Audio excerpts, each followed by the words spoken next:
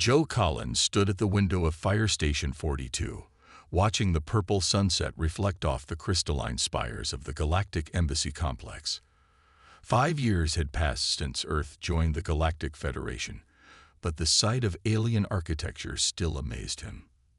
The Chicago skyline had changed so much since then, with towering structures that seemed to defy gravity alongside the familiar human buildings he'd grown up with. A loud thump behind him made Joe turn around. His alien colleague, Zixtel, had dropped another training manual on the floor. The Centaurian's 4 arms were already full of books about Earth's firefighting techniques. Despite being naturally resistant to flames, Zixtel was determined to learn everything about human methods of fighting fires. "Still studying, Zix?" Joe asked with a smile. After 15 years as a firefighter, he found it refreshing to see such enthusiasm from his new partner. The Centaurian's silver eyes blinked in sequence.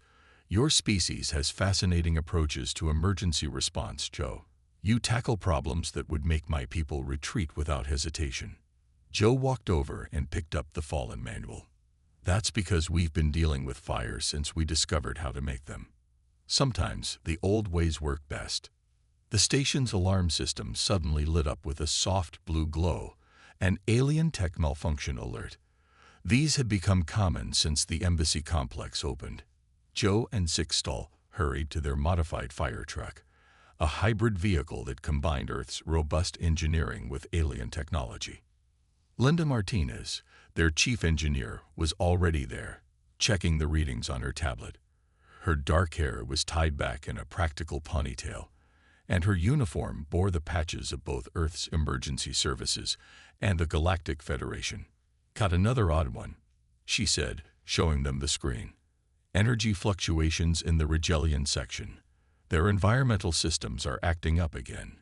Joe grabbed his gear, a combination of traditional firefighting equipment and alien tech. The weight of his modified suit was reassuring. While other stations had switched entirely to Federation equipment, Station 42 kept a mix of both. Joe had learned early on that sometimes a simple water hose worked better than an energy containment field. As they drove through the streets, Joe noticed how the evening traffic parted smoothly for their truck. Both human and alien vehicles moved aside with practiced ease. It wasn't like the early days when newly arrived species would panic at the sound of Earth's emergency sirens. The Rigelian section of the embassy complex rose before them, its architecture resembling flowing water frozen in mid-motion.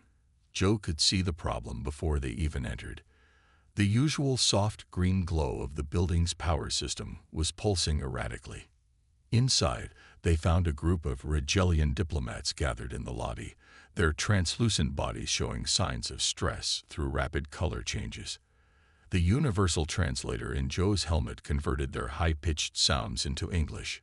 "The environmental controls are malfunctioning," one of them explained. "Our engineers cannot understand why. The system is using Earth's power grid as a backup, but something is causing interference." Joe watched as Zixtel's natural ability to sense energy fluctuations led them to the source, a simple electrical overload in the power conversion unit. While the alien engineers had been looking for complex problems, they'd missed the basic issue that any human electrician would have spotted right away. Linda fixed it in minutes, using a combination of Earth tools and Federation tech. The Rigelians' colors shifted to show their relief and gratitude. Back at the station, Joe added the incident to his growing list of responses. Each day brought new challenges as humanity and alien species learned to work together. Some of his fellow firefighters had transferred to purely Federation stations, preferring to work with only the latest alien technology. But Joe believed in keeping one foot in each world. "You know what, Zix?" he said as they stored their gear. "Sometimes the best solutions come from understanding both sides. The old and the new, the Earth way and the Federation way." Zixtel's silver eyes glinted. "That is why the Federation values humans so much, Joe. You bridge gaps we never knew existed." The night shift was just beginning, and Joe could see more alien ships descending through the atmosphere, their lights mixing with the stars above Chicago. He had a feeling this was going to be an interesting shift. The morning briefing at Station 42 started with unusual news. Linda Martinez stood before the assembled team, her tablet displaying a complex network of energy readings that pulsed with concerning patterns. The data streams showed spikes of activity throughout the Galactic Embassy complex that made no sense.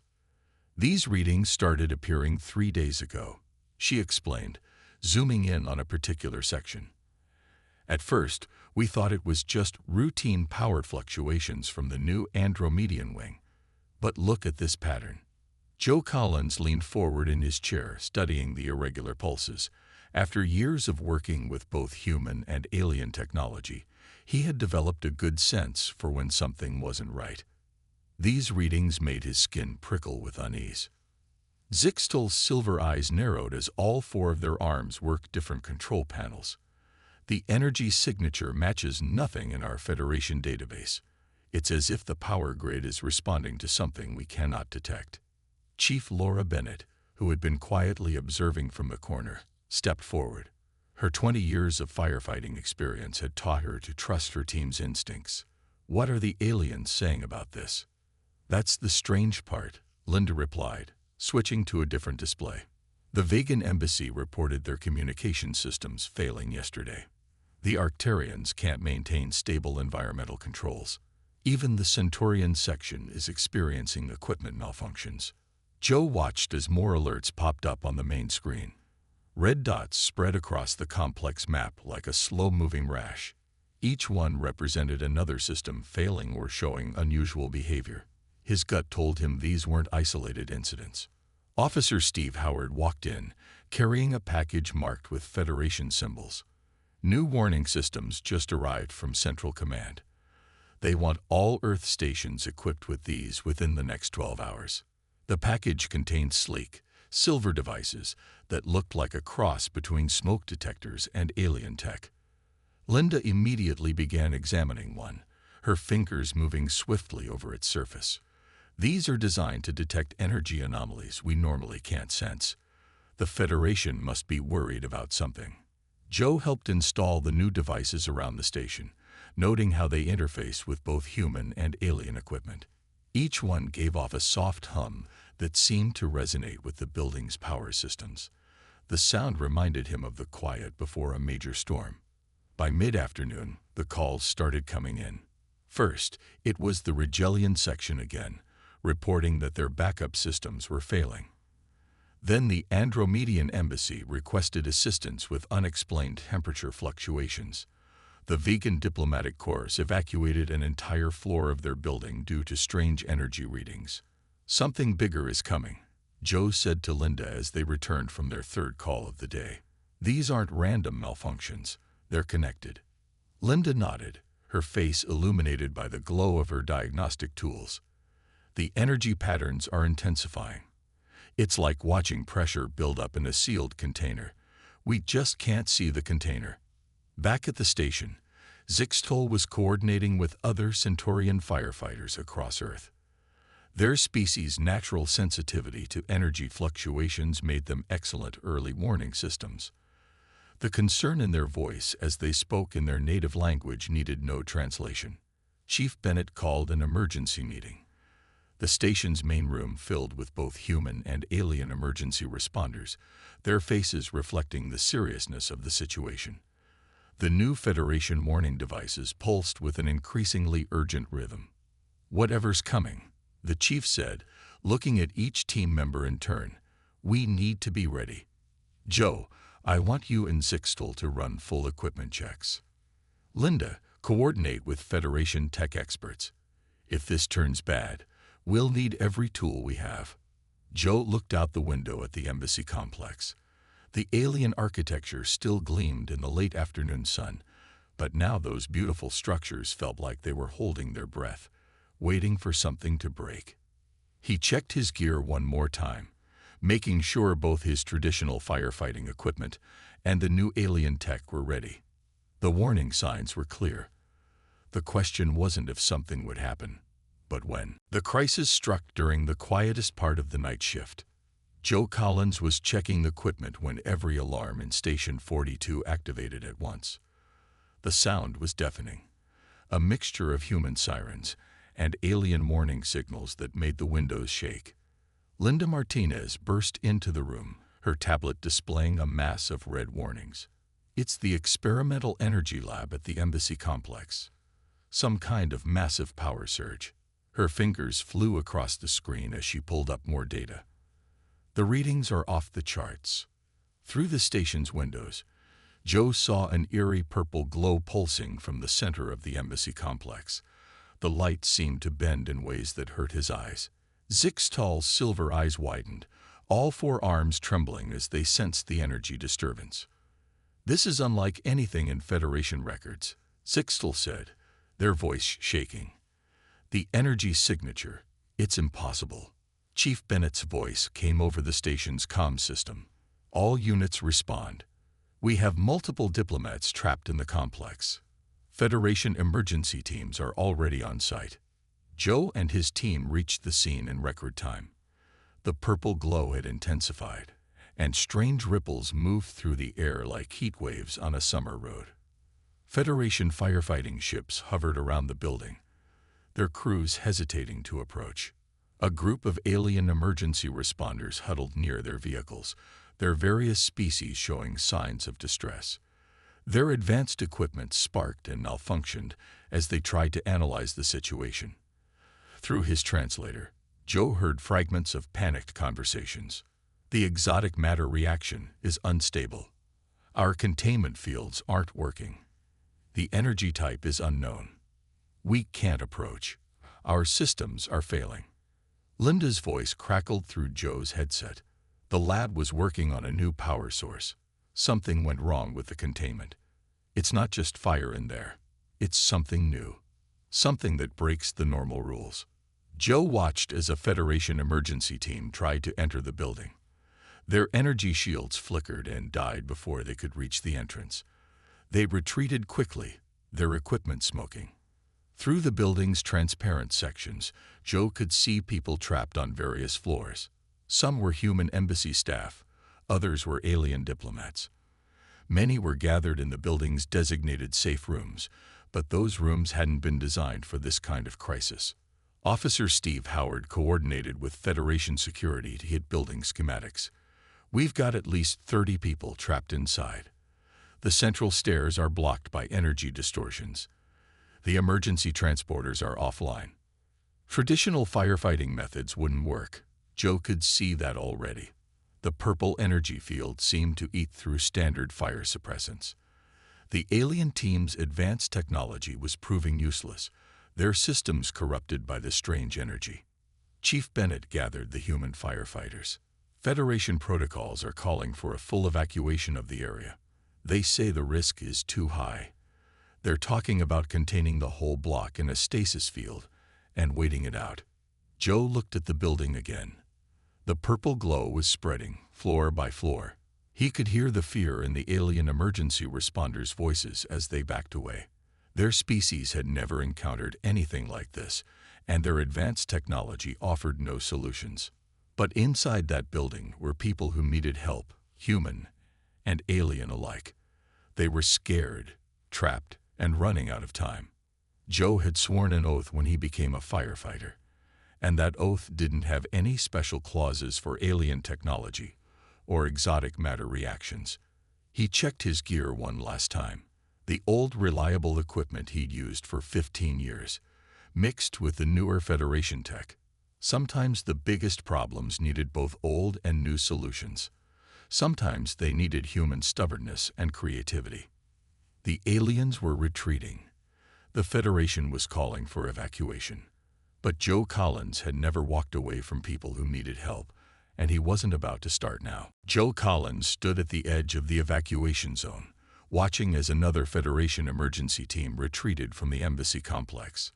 The purple energy field had grown stronger, now covering the building in a shifting otherworldly glow.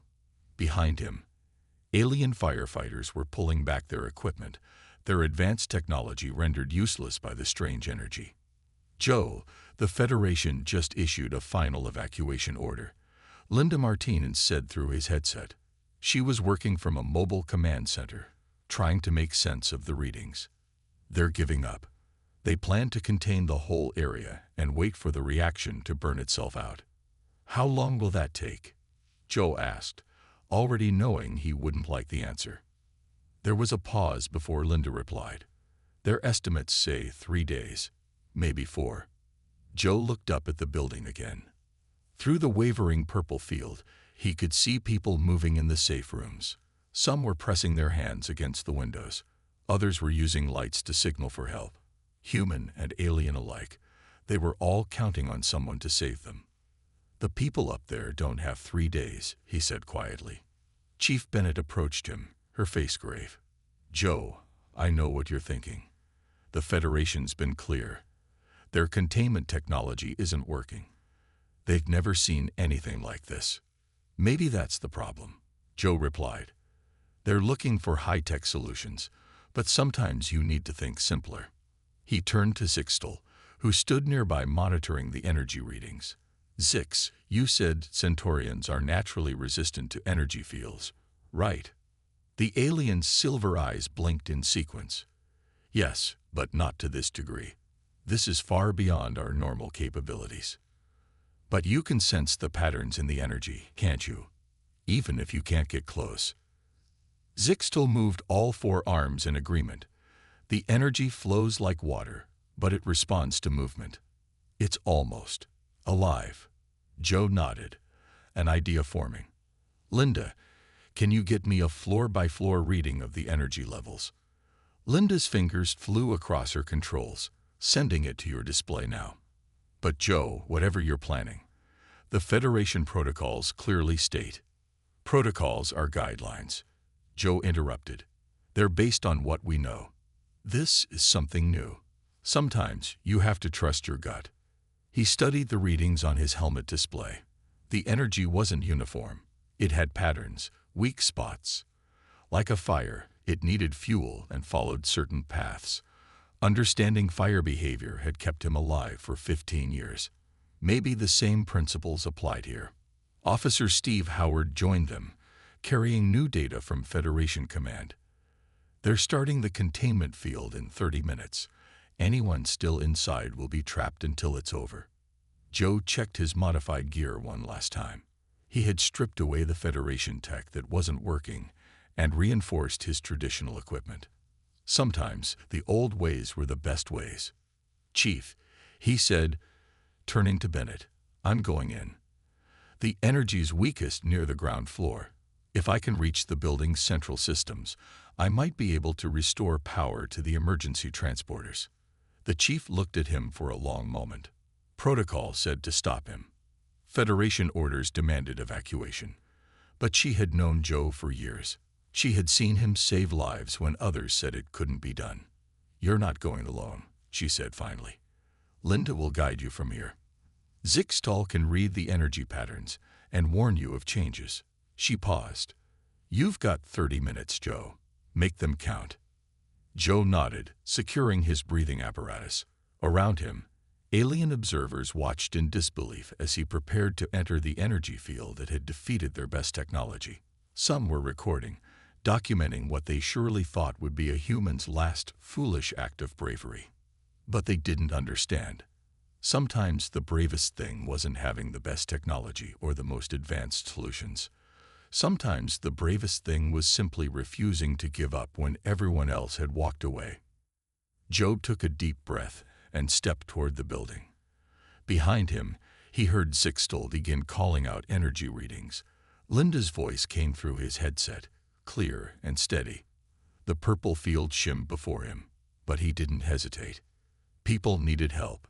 That was all that mattered. The moment Joe Collins stepped through the purple energy field, he felt its strange pull on his equipment. His radio crackled with interference, but Linda's voice still came through, broken but understandable. Energy levels. Rising on your left. Stay right. Her voice faded in and out. 28 minutes remaining. Joe moved carefully through the embassy lobby. The artificial gravity was fluctuating, making each step uncertain. Didris floated past him like underwater objects, sparking with purple energy. The air itself seemed to twist and bend around him. "The patterns are shifting," Zixtol's voice warned through the static. "Move forward 3 steps, then wait." Joe followed the instructions, watching as a wave of energy pulsed through the space where he had just stood. His years of firefighting experience helped him rid the environment. Like a fire, the energy had its own flow, its own behavior. Understanding it might keep him alive. "First safe room is 2 floors up," Linda reported.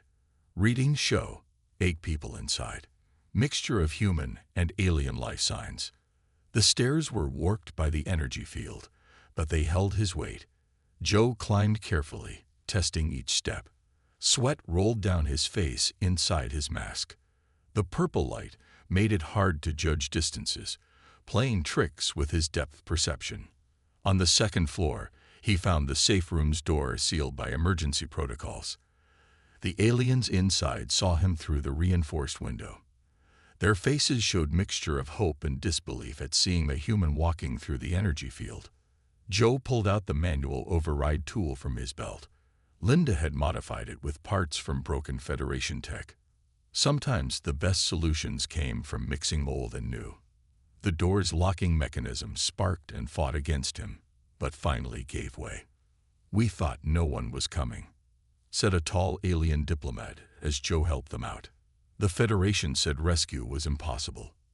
"Nothing's impossible," Joe replied, checking his timer.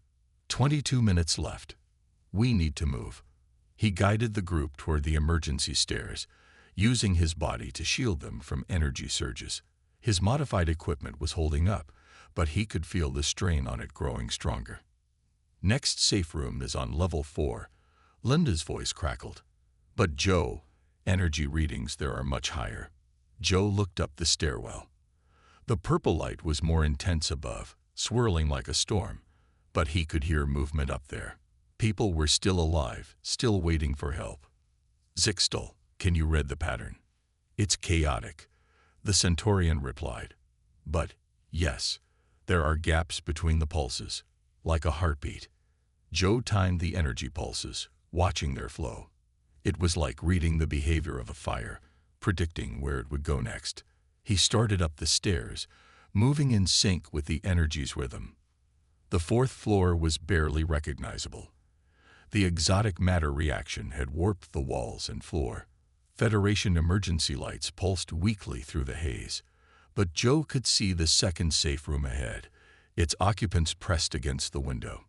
15 minutes until containment field activates, Linda warned. "Joe, the energy levels around you are still climbing." His equipment was beginning to fail. The Federation tech sparked and died first, but even his traditional gear was showing signs of strain. The heat was intense, not from fire, but from the energy itself. Yet Joe kept moving. He had spent his career going into places others said were too dangerous, had run into burning buildings when others ran out. This was no different.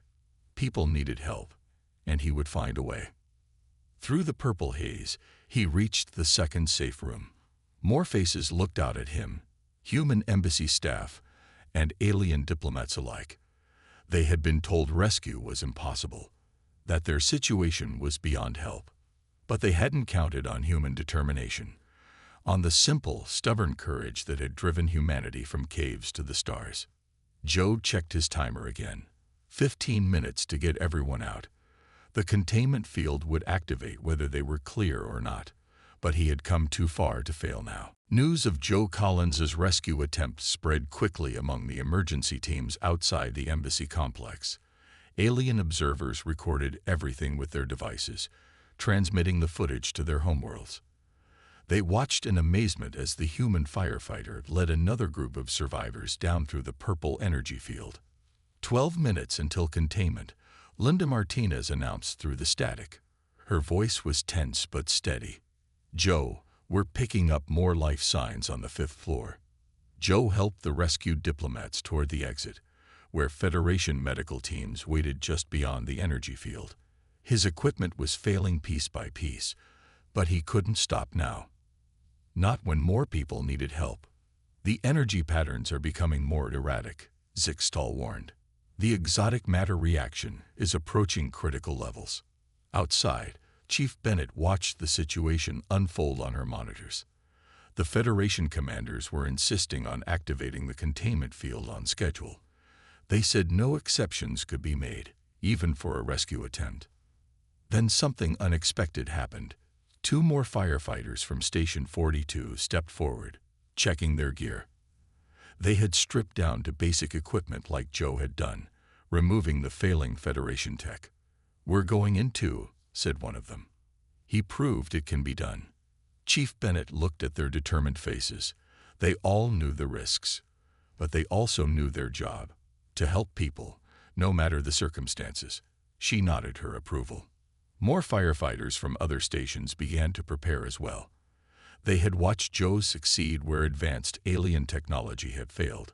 Now they were ready to help, using the simple, proven methods that had served humanity for generations. Inside the building, Joe reached the 5th floor.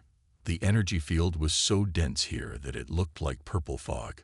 His radio barely worked, but he could still hear Linda's voice guiding him. Life signs, 20 feet ahead, behind the security doors. The alien observers couldn't believe what their instruments were showing. More humans were entering the energy field that their best scientists had declared impenetrable. They were using basic tools and simple strategies, yet somehow they were succeeding. Federation scientists requesting data analysis. Linda reported. They want to understand how this is possible. Joe found the trapped people, a group of junior diplomats who had been in a meeting when the crisis began. Their faces lit up with hope when they saw him. Behind him, he heard the sound of more firefighters arriving to help. 10 minutes to containment. Linda's voice crackled. "But you're not alone anymore, Joe. Help is coming up the stairs now." The other firefighters reached his position, bringing fresh equipment. They worked together smoothly, efficiently, using their training and experience to overcome the alien environment. Where Federation technology had failed, human teamwork was succeeding. Even Zixtal was amazed. "My people are studying your methods," they said through the radio. "We never considered such direct approaches. We relied too much on our advanced technology." The rescue effort gained momentum. More firefighters arrived, forming the human chain through the energy field. They guided survivors down the stairs, timing their movements with the energy pulses just as Joe had done. News was spreading through the Federation communications network. Species across the galaxy watched as humans demonstrated their unique approach to crisis management. It wasn't about having the most advanced technology or the most sophisticated solutions. It was about courage, determination, and the willingness to help others despite the danger. 7 minutes left, Linda announced. 3 more people on the 6th floor. "Joe, can you reach them?" Joe's equipment was barely functioning now. The energy field had taken its toll. But he looked at the other firefighters around him, saw their ready determination, and knew the answer. "We'll reach them," he said. "Together." The aliens watching from outside had never seen anything like it. In their long history of space exploration, they had encountered many advanced civilizations. But these humans, with their simple tools and stubborn courage, were teaching them something new about facing impossible odds. 1 month after the embassy crisis, Joe Collins stood in the rebuilt experimental energy lab. The room looked different now. Federation technology blended seamlessly with human safety systems. Signs in multiple languages marked emergency exits and manual override controls. It was a perfect symbol of how things had changed. Linda Martinez walked beside him, checking readings on her new tablet. The device combined Federation sensors with traditional human monitoring systems. "Hard to believe it's been a month," she said. "The Federation is still studying what happened that night." Joe watched as a group of alien firefighters trained with human equipment in the next room. They were learning to use simple tools alongside their advanced technology. Zixtal was leading the session, demonstrating how to read fire behavior without relying on sensors. "The Federation changed a lot of protocols after that night," Linda continued. "They're calling it the human factor now. Every emergency response team in the galaxy is required to have backup systems that don't rely on advanced tech. Chief Bennett entered the room, carrying a data pad with the Federation seal. "Just got the final report from Central Command," she said. "They're implementing new training programs across all member worlds. They want everyone to learn what they're calling human emergency response methods." Joe smiled as he remembered that night. They had gotten everyone out with 2 minutes to spare. The containment field had activated as planned, but by then, all the survivors were safe. The Federation's most advanced systems had failed, but human courage and simple tools had succeeded. "The ambassadors are arriving," Officer Steve Howard called from the doorway. "They're ready for the ceremony." The main hall of the embassy complex was filled with representatives from every Federation species. They had gathered to witness the opening of the new Human Federation Joint Emergency Response Unit. It was the first of its kind, a place where the best of both human and alien approaches would be taught. Joe saw familiar faces in the crowd. The diplomats he had helped rescue were there, along with the firefighters who had joined him that night. Among the alien observers, he recognized many who had recorded his initial rescue attempt. They looked at the humans with new respect now. Ambassador Krila, who had been among those rescued, stepped up to the podium. "1 month ago, we thought we knew everything about emergency response," they said through the translator. "We had the most advanced technology in the galaxy, but we learned that technology alone is not enough.